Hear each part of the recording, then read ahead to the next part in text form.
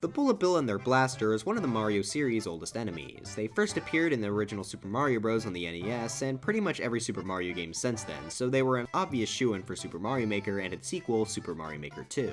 Weirdly enough though, they are considered a gizmo rather than an enemy. However, after playing the game for a while, it becomes clear to see why they were distinctly placed within this category.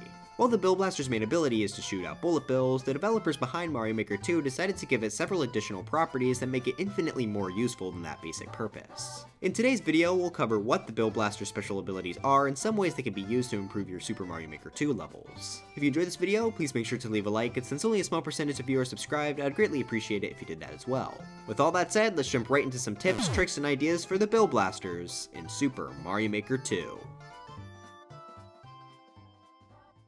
First, let's look at its basic properties and abilities. The Bill Blaster will shoot out a bullet bill every few seconds on the side that is facing towards the player. If that side is obscured or if the player is standing right next to it, it won't fire. The bullet bill will fly across the screen and will damage Mario, but it can also be jumped on. The blaster can have its height adjusted, with its lowest being 2 tiles and its tallest being 14. I'm really sad you can't make it 1 tile tall like a few of the blasters in the original Super Mario Bros. Though. You can place it in the ground like this, but it just looks a lot worse than if it were just 1 tile tall. Hopefully for the next Mario Maker they make that an option. Upon changing the item's form though, it becomes a Bullseye Bill Blaster. It now shoots Bullseye Bills, which are red and will follow the player for a period of time. Now those are the surface level uses. However, if we move down the Bill Blaster iceberg, we'll start to see why this item is one of the most useful gizmos in Mario Maker 2. Alright, cut the spooky music, enough of the iceberg bit. The single most useful change to these items when they were ported over for the Maker titles was that they weren't just restricted to bullet bills. Much like other containers like question mark blocks, bricks, pipes, and so on, several different items are able to be placed within these blasters. Unlike those containers, the items contained within the Bill Blasters will be fired out towards the player at rapid speed. Now, it's that part of the video where I name every single thing you can place in these guys. Alright, here we go. Bill Blasters can shoot out coins, super mushrooms, the master sword, fire flowers, super ball flowers, big mushrooms, super leaves, cape feathers, propeller mushrooms, SMP2 mushrooms, frog suits, pea balloons, super acorn stars, 1-ups, Goomba shoes, Goomba stilettos, Yoshi eggs, fire Yoshi eggs, Goombas, Goombrats, Koopas, Buzzy Beetles, Shelmets, Spike Top, Spiny Shelmets bloopers, Cheep Cheeps, Piranha Plants, Fire Piranha Plants, Munchers, Monty Moles, Rocky Wrenchers, Hammer Bros, No Post, Chain Chomp, Spikes, Spike Balls, Wigglers, Angry Wigglers, Boos, Boo Rings, Lava Bubbles, Bombs, Lip Bombs, Dry Bones for Smash, Dry Bones Shell, Fish Bones, Magic Koopas, Mecha Koopas, Blastomecha Koopas, Zapomecha Koopas, Lakitus Cloud, Clown Cars, Fire Clown Cars, P-Switches, Pals, and Springs. Phew, that was a lot. Just kidding, we still have 3D World, where the Bill Blasters can also fire out Super Bells, Super Hammers, Boomerang Flowers, Cannon Boxes, Propeller Boxes, Goomba Masks, Bullet Bill Masks, Red Pow Boxes, Ant Troopers, Horned Ant Troopers, Skip Squeak, Spiny Skip Squeak, Sting Bees, Fire Bros, Hop Chops, Peepas, and Red Pow Blocks. Alright, now we're actually done. If you thought that was a long list, just be happy I didn't individually say that every enemy can be made bigger in the blaster as well. It's also important to note that Bullseye Bill Blasters will fire out their items much quicker than the normal blasters. The addition of being able to put nearly anything in these boosted their usefulness from just being a simple enemy to being a major part of many of the contraptions and mechanisms seen in the game. This by itself would already be enough to make it a top 10 gizmo, however this isn't the end of the Bill Blaster's special attributes. Bullet Bill Blasters are solid surfaces, meaning that they can act as walls, floors, and ceilings for Mario. Alright, what's the big deal? There are several other blocks in the game as well that do the same thing. No, what's special about these guys is that they're also affected by gravity and are able to interact with several different objects. You may not realize it, but this mechanic is huge. Not only that, but they are able to jump on springs as well, allowing for them to rise vertically. They are also able to affect the weight of seesaws or be lifted up by them. They can be placed in both clown cars and clouds. If placed on tracks or conveyor belts, they'll move along with them. They'll also stay in place on moving objects like platforms. They can be stacked on enemies as well to give them the ability to fire something out at the player. Bullet Bill Blasters are by far the most useful of the gravity-affected solid surfaces. The others, being Chain Chomp Post, Cannons, P-Switches, Pows, Sideways Springs in 3D World, and Crates, and if you want to count the Munchers, all have major downsides that the Bullet Bill Blasters don't have that much of.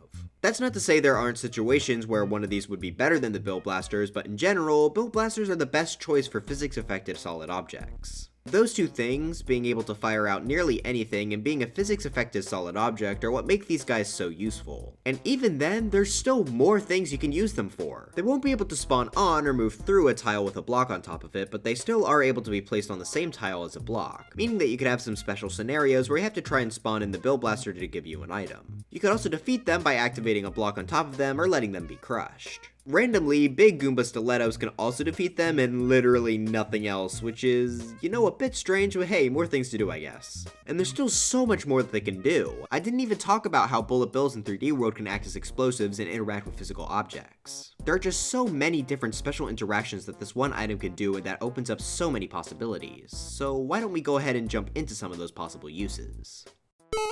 First off, we have their most basic use, just as enemies. These guys are perfect for traditional levels as enemies to avoid while trying to make tight jumps. Since they take up a horizontal range, placing them near a jump to make it more difficult is a fun place to put them. However, they do work well pretty much anywhere. I do think it's important to not have too many on screen at once though. There comes a point where it sort of becomes enemy spam-like, so I would say 3 or 4 bullet bill blasters is really the max you can reach depending on how open your level is. You don't usually want to have the bullet bills corner people to where they have no choice but to take damage, so just keep that in mind. One other important thing for any level with a bullet bill is preventing cheese. Yeah, you all like cheese prevention, don't you? Because it is my second most popular video for some reason. That makes no sense, but whatever, thank you all for the support. But my other videos are better. Anyways, if you have the player at some point go into a pipe or a door after the bullet bill, then there's a chance it could be skipped over. See, if the person playing your level keeps a bullet bill loaded on screen for the entire time up until that point, they may be able to use it to make a huge jump over the section. Obviously, you wouldn't want anyone to skip over your very well designed subworld, so the best thing you could do is to add a wall. I'll say this until the end of time, if you don't want the player to go somewhere, put a wall or ceiling. However, as the level designer, you can actually use this bullet bill to your advantage. See, after you put up a wall, maybe you could place a big coin that's just barely out of reach. However, if the player kept the bullet bill, they could actually use it to grab this. I think that's a great way to reward the player, whether they intentionally keep the bullet bill loaded or not. You could also place this coin in a pit with a style without wall jumps. However, some players are pretty stupid, so don't be surprised if someone like Toad over here jumps in. Anyways, that's it for the basic uses. Let's start to look at some of the more complicated ways to use these. While there are a few items that have special properties when fired from a bill blaster, there are 3 that I want to mention here. Those being the Shellmet, Spiny Shellmet, and Drybone Shell. Unlike the other containers, when these are dispensed, they'll actually go into their moving state, and since shells can interact with the majority of the items in the game, this is incredibly helpful. The same goes for Spike Balls, however those already move by themselves in the other containers as well. This is helpful for several different types of contraptions and can often be the answer to many problems while developing a level.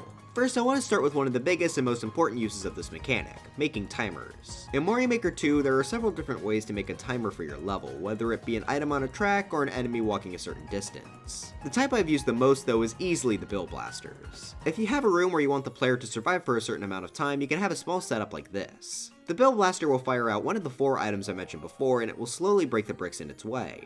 This would eventually culminate in either giving the player a key or activating something like an on-off switch or P-switch. These are nice and simple as you can easily adjust the length of the timer by simply adding or removing bricks or even just using different items. In timers like these, I think the Drybone Shell and Spike Balls work the best by far. After destroying one brick, they'll also be destroyed in the violent collision as opposed to permanently staying out like the other shells. This is helpful because it lets you make longer timers in a shorter area. Normal shell timers have their place though, but I would recommend you use the Drybone Shell or Spike Balls. As for a little example, I use this timer setup for a survival room within my level, the 4 Hidden Treasures. You have to use the Drybone Shell to avoid getting spotted by the thwomps at the top of the room, and you're let out once the timer expires. This simply has a muncher on top of the last brick that will fall to hit the P-switch when the timer finishes. This is a very flexible and helpful setup for pretty much any sort of timer you'd want. One thing to remember though is that the blaster always has to face the player. If the player is able to move back and forth behind and in front of it, then it will affect the amount of time it lasts for. Some players may just permanently run behind it, never realizing what they're doing wrong.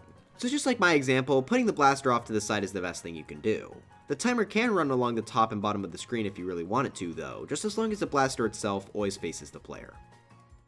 One other more universal setup I wanted to cover was the on-off switch switcher. This one here is simple, just have a bill blaster with one of the 4 items near an on-off switch and you're done. This time I'd recommend you use the opposite item, since shells bouncing back and forth make it much simpler to create. If you're looking for a slower switcher though, then the Spike Ball and Drybone Shell also have their place. These are helpful for levels where you want the player to do something quickly or try to platform between disappearing platforms. For platforming in particular though, I would recommend giving the player a safe space to get used to the timing. That way they'll understand the challenge much better and are less likely to fail due to the timing being unclear. Just simply having one of the platforms not over the void is all you need. One huge mistake that I often see in levels with long on-off switch platforming sections is having another switcher thrown into the middle of the section.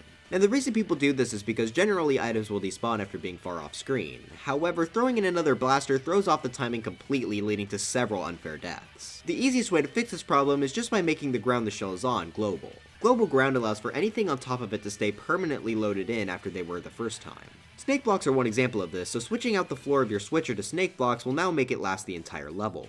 Additionally, if you want to change the speed of your switcher at any point, have a safe spot so the player can once again learn the timing, and also have them go through either a pipe or door to unload the original switcher.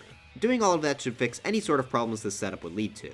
Platforming of course isn't the only place where this setup could be useful though. Maybe you could have the player try to time his shell toss across several on-off blocks. Maybe it could act as a shield for a boss where the player would only have a short amount of time to attack it, and so on. Like the last one, this is a very flexible and helpful setup, so I would recommend trying it out. Alright, that's enough of these more general ideas. Let's look at some of the more specific ones I created for this video. Mario's dropped into a small area with blasters at both sides of a platform.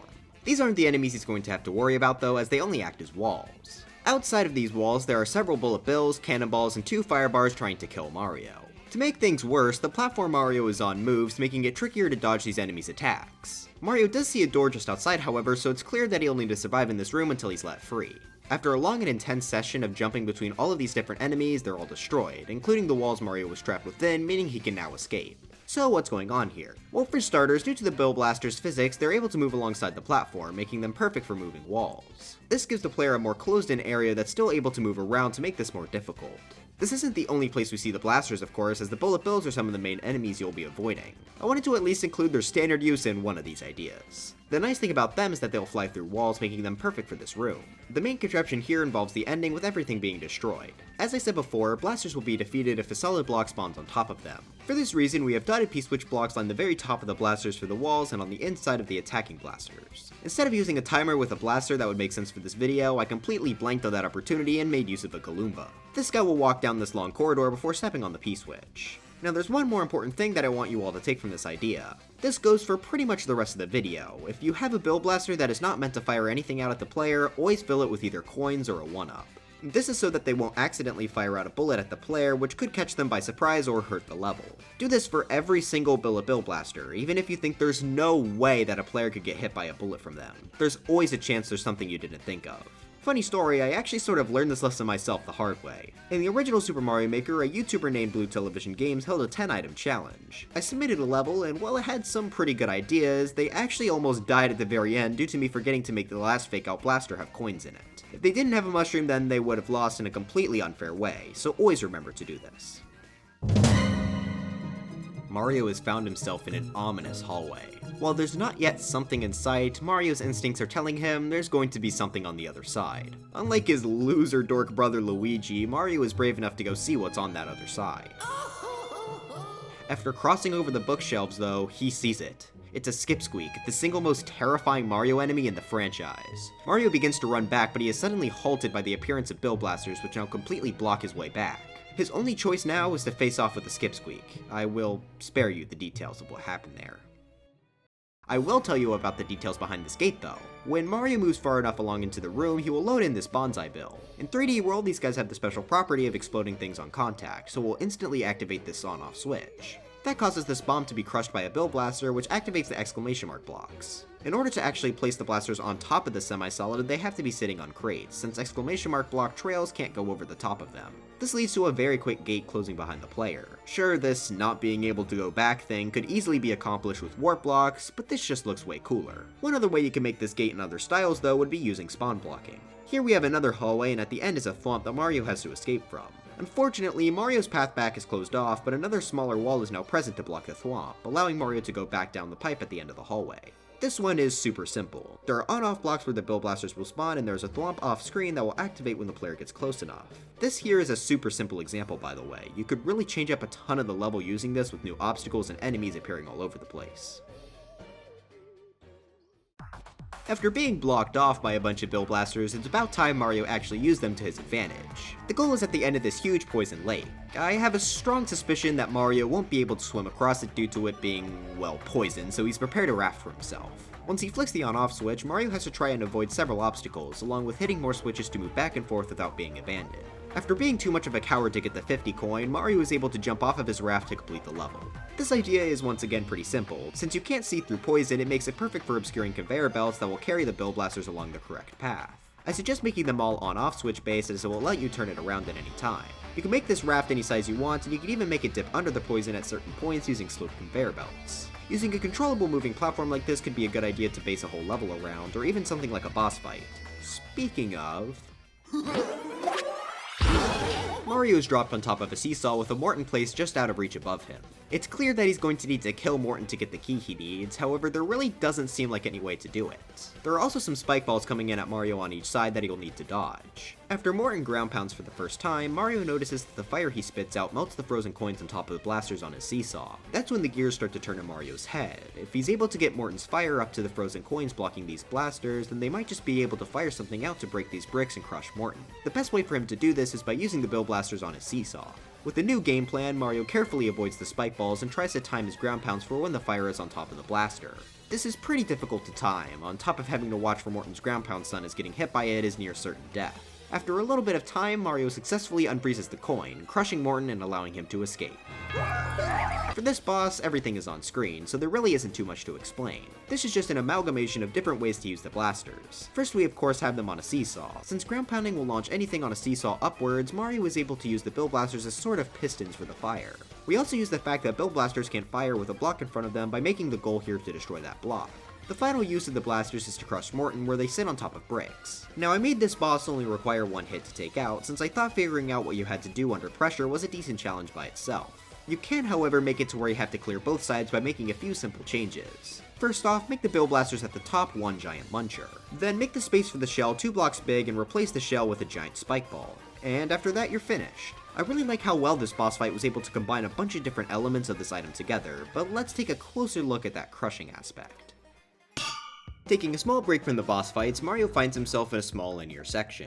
Bill Blasters once again act as enemies here, however not in the traditional way. This time the blasters themselves are trying to crush Mario. Using moving platforms and tracks, you can make a bunch of different crushers which would act as unique obstacles for your levels. There are a few downsides that are important to keep in mind though. One, this obviously uses up a lot of enemies. Since you can only have 100 total in your level, don't expect levels like these to be very long. The second, more important issue though is that these crushers can easily get desynced. Depending on how Mario attempts to complete the level, the crushers will load in at different times. This means if you want to have multiple platforms next to each other, you have to do it immediately after a door where they would all load at the same time. If you ignore my advice, then your level may become near impossible for some players without any fault of the player themselves.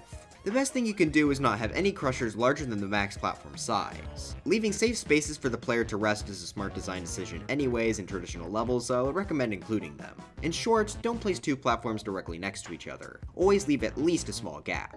My example level I've been showing in the background is a few different ways you can use these without the issue of them not loading in. One final thing you could do is have this be an auto-scroller so you can control when the platforms load, though my personal auto-scroll distaste forces me to not recommend this personally. Oh yeah, make sure all these blasters have harmless coins or 1-ups to avoid random bullet deaths.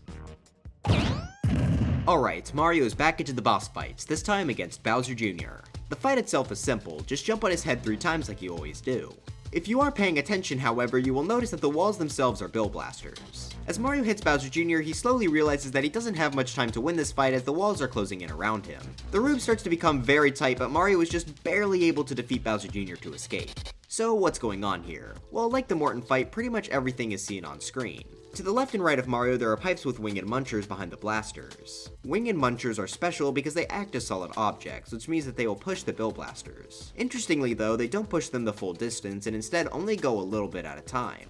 Using this to our advantage, we can make this fight slowly start to feel more and more closed in, to the point where Mario will die if he does this too slowly. That's also the reason I chose Bowser Jr. here. He's only 1 tile big just like Mario, so he won't get crushed early like the other bosses. I would also recommend not doing this boss in Mario World or New Soup because you could just do this.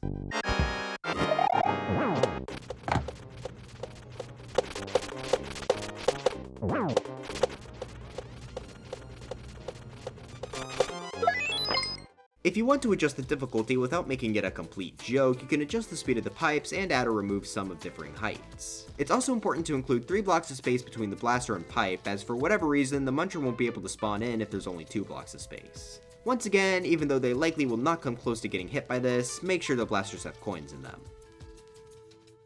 Now that was the last idea I made exclusively for this video, but since this is such an important and useful item that works well with so many others, I thought it would be fun to run through all of the ways I have personally used this in some of my levels. I'll be running through these more quickly, though if you want to play any of these, my maker idea is always in the description. In Seesaw Mario, I had it stacked with a bomb in order to crush it after solving the room's puzzle. Well, I say puzzle, but it's not really difficult to figure out considering I have the YouTube thumbnail red arrow right there.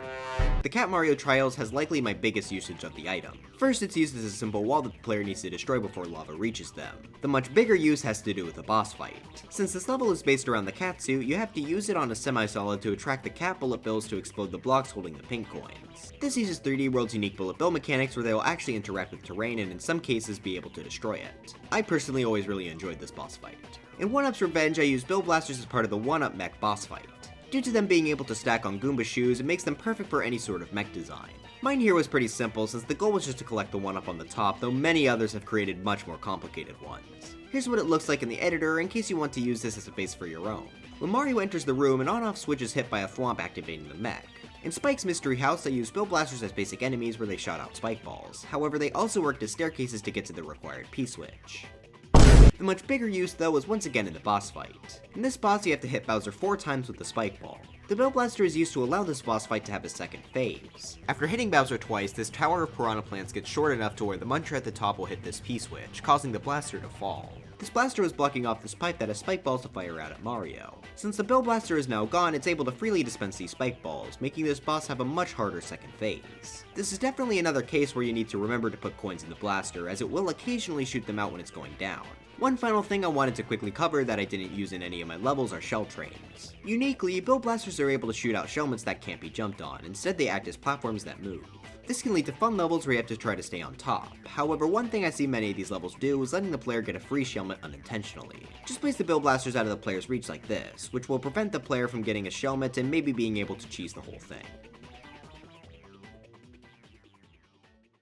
But anyways, that's it for this, actually not long video. I wanted to make a shorter one after the last couple have all been around half an hour long or in some cases even longer. If you are mad at me for not making a 50-minute video, let me know in the comments. The Bill Blasters are just such an important item in designing more complex levels that there was just no way I could cover it all, but I hope this at least gets some of the basics. Also, for those previous videos I mentioned, I'd appreciate it if you check those out as well. They're just as well edited, if not even more so than this video, so if you made it this far, I think you'd like those as well. But anyways, dry bones for Smash, and I'll see you guys next time. Bye.